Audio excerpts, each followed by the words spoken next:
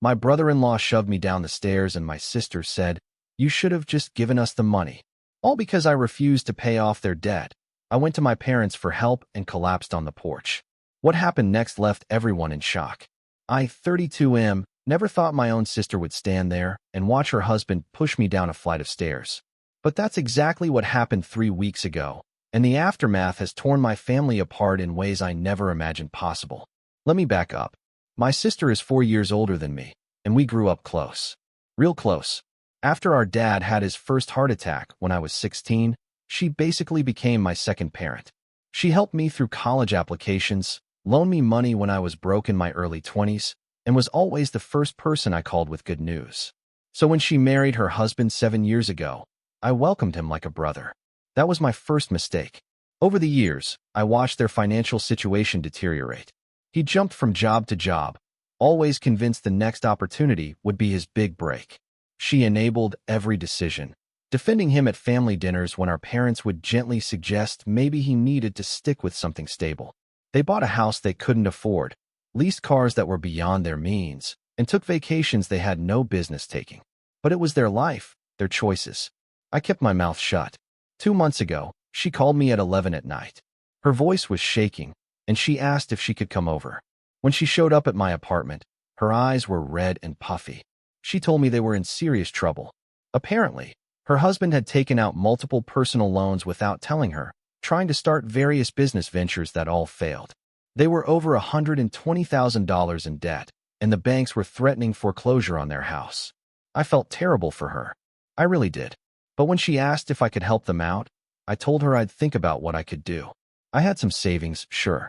I'd been working as a software engineer for almost 10 years, lived modestly, and invested carefully. But 120 grand wasn't exactly pocket change, and something in my gut told me that giving them money would be like pouring water into a bucket with no bottom. The next week, she came back with a proposal. She wanted me to take out a loan against my condo to help pay off their debt. She promised they'd pay me back within 3 years, with interest. She had spreadsheets, payment plans, the whole 9 yards. I told her I needed to think about it. What I didn't tell her was that I'd already decided the answer was no. I'm not heartless. I offered to help her in other ways. I said I could connect her husband with some recruiters I knew, help them create a realistic budget, even pay for a financial advisor to help them restructure their debt. But putting my own financial security at risk for their mistakes? That wasn't something I could do. She didn't take it well. The phone calls became more frequent, more desperate. Then her husband started showing up at my office.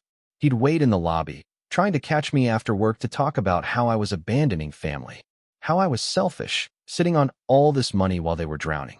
I started leaving through the parking garage to avoid him. 3 weeks ago, it came to a head. They showed up at my condo unannounced on a Saturday morning. I made the mistake of letting them in. We stood in my living room, and she started crying immediately, saying they'd received a final notice from the bank. They had 30 days before foreclosure proceedings began. She begged me to reconsider. She brought up every favor she'd ever done for me, every time she'd helped me when I needed it.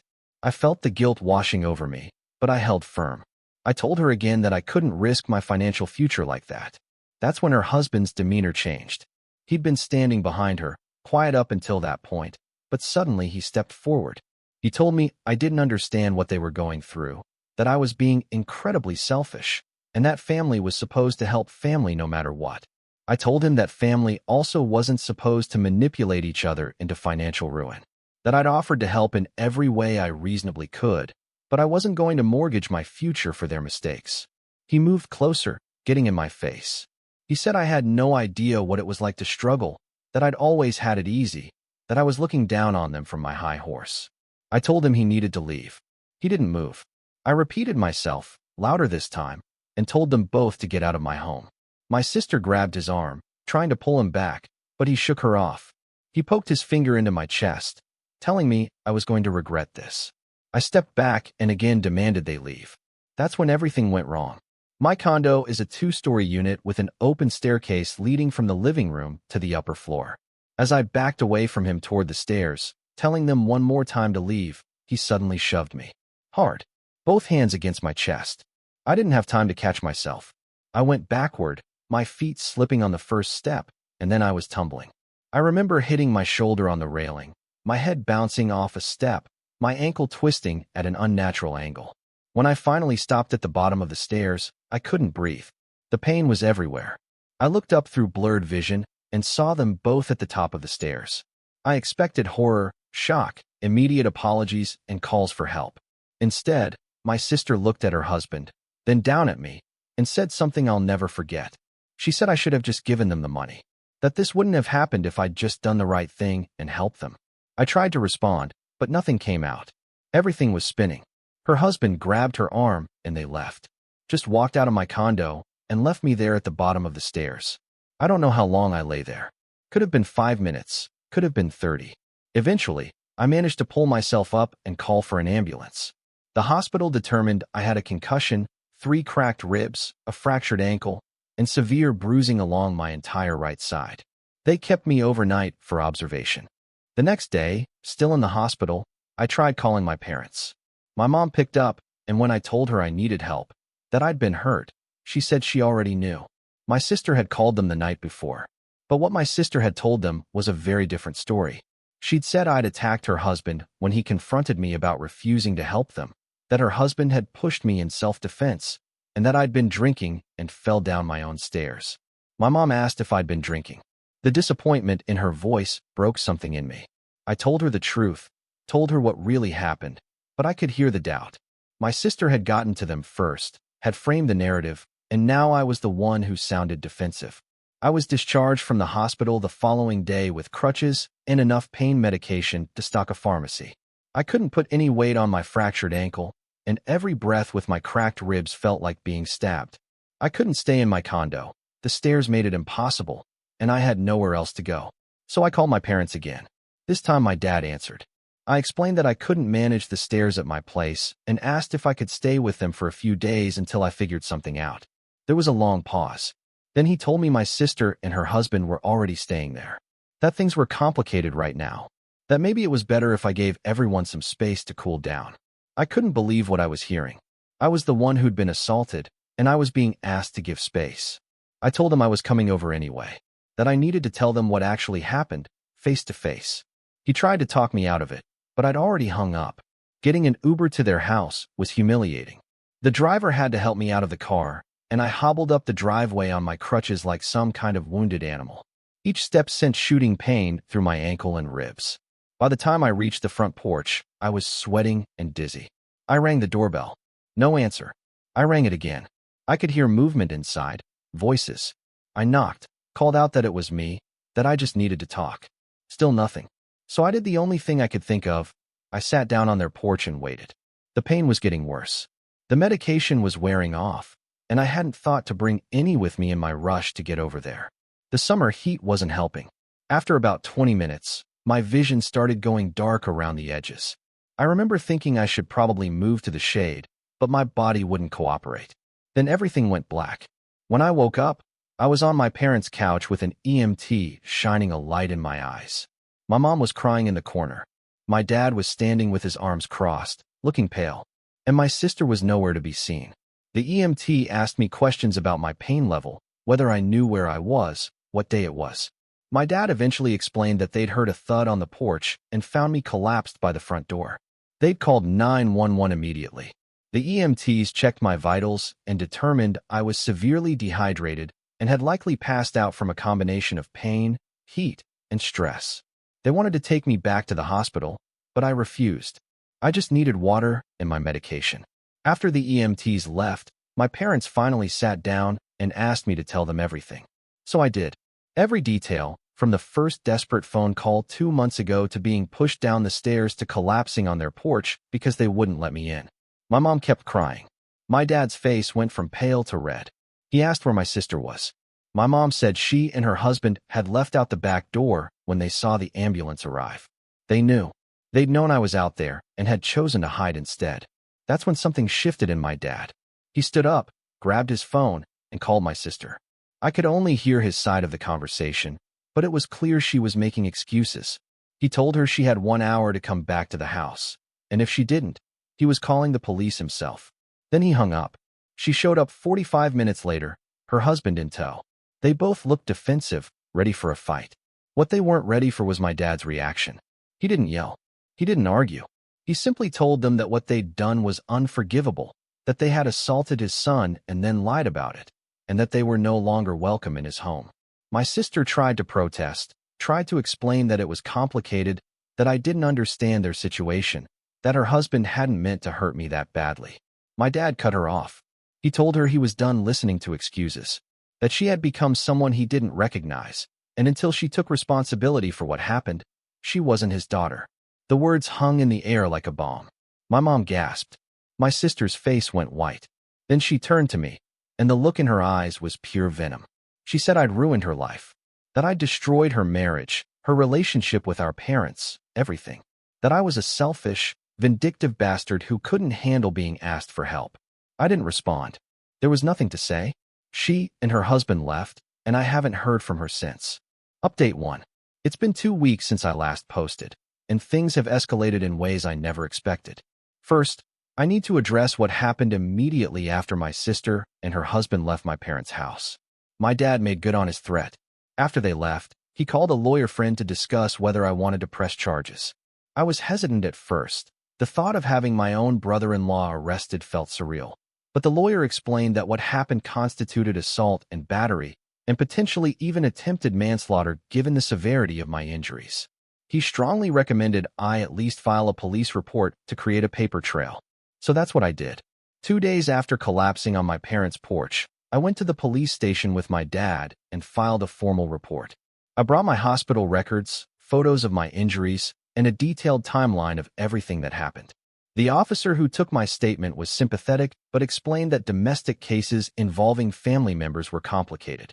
They'd need to investigate, interview witnesses, and gather evidence before deciding whether to press charges. Within 24 hours, 2 detectives showed up at my parents' house where I was staying. They interviewed me for over 2 hours, going through every detail of that morning. They also spoke with my parents separately.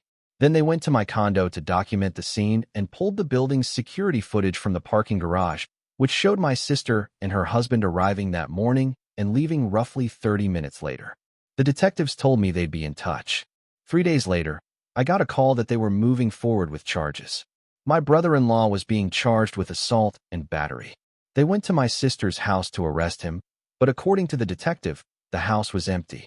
Neighbors reported they'd seen moving trucks there 2 days earlier. They'd run. This sent my parents into a tailspin. My mom was convinced something terrible had happened to my sister, that maybe her husband had forced her to flee. My dad was more realistic. He knew they'd bolted because they were facing consequences. He hired a private investigator to locate them, not because he wanted to help them, but because he wanted to ensure the legal process could continue. The investigator found them within a week. They'd driven to a neighboring state and were staying with her husband's brother in a small town about 4 hours away. Once the police had their location, they coordinated with local authorities, and my brother-in-law was arrested. He spent the night in jail before being extradited back to face charges. My sister called my parents from the police station, hysterical. She begged them to help pay his bail, which had been set at $50,000. She said they'd lost everything, that they had no money, that she didn't know what to do. My dad told her that actions have consequences and hung up. She called 17 times that night. My mom wanted to answer, wanted to help, but my dad stood firm. He told her that if they bailed him out, they'd be enabling the same destructive pattern that got them here in the first place. It was the hardest thing I've ever seen my dad do. The next morning, my sister called me directly. It was the first time we'd spoken since that day at my parents' house. She was crying so hard I could barely understand her. She said I'd destroyed her family, that her husband was sitting in jail because of me, that they'd lost their house and had nothing left. She begged me to drop the charges. I asked her if she remembered what she said to me at the bottom of those stairs. There was silence on the other end. Then she said it wasn't her fault, that she'd been in shock, that I was taking it out of context. I told her there was no context that made those words okay, that she'd watched her husband assault me and then blamed me for it. I told her the charges were staying, and I hung up. Update 2. The preliminary hearing was last week. I had to testify about what happened, and it was one of the most difficult things I've ever done. Having to recount that morning in detail in front of a judge, with my brother-in-law sitting 20 feet away, was surreal. His lawyer tried to paint me as the aggressor, suggesting I provoked his client by refusing to help family in need. They tried to introduce testimony about my financial situation, implying I was wealthy and selfish. The prosecutor shut that down immediately, pointing out that my financial choices had no bearing on whether I was assaulted. The judge reviewed the evidence, the hospital records, the security footage, the testimony from my parents, and determined there was enough to move forward with the trial. My brother-in-law's bail was revoked after the prosecutor argued he was a flight risk, given that he'd already fled once. He's currently sitting in county jail awaiting trial. My sister has been calling my parents nonstop. She's desperate, saying she can't afford a lawyer, that everything is falling apart. She lost her job because she had to miss too much work dealing with this situation. They officially lost their house to foreclosure last week. She's living with her husband's brother and working part-time at a grocery store to make ends meet. Part of me feels terrible for her. This is my sister, the person who helped raise me. But every time I feel that guilt creeping in, I remember her standing at the top of those stairs, telling me I should have just given them the money. I remember her lying to our parents. I remember her choosing him over me, over our family, over what was right. My dad told me something last week that stuck with me. He said that sometimes loving someone means letting them face the consequences of their choices. That if we keep rescuing people from their mistakes, we're not helping them. We're just postponing their reckoning. He was right. The trial is set for 2 months from now. My brother-in-law's lawyer has approached the prosecutor about a plea deal, but so far there's been no agreement. My lawyer thinks if it goes to trial, we'll win easily given the evidence. Part of me wants him to take a plea just to avoid the circus of a trial. Another part of me wants him to face a jury and hear them say he's guilty. As for my sister, I don't know if we'll ever repair our relationship. My mom keeps saying time heals all wounds, but I'm not sure time can heal something like this. She made her choice when she stood at the top of those stairs. She made it again when she lied to our parents. And she keeps making it every time she calls to blame me instead of taking responsibility.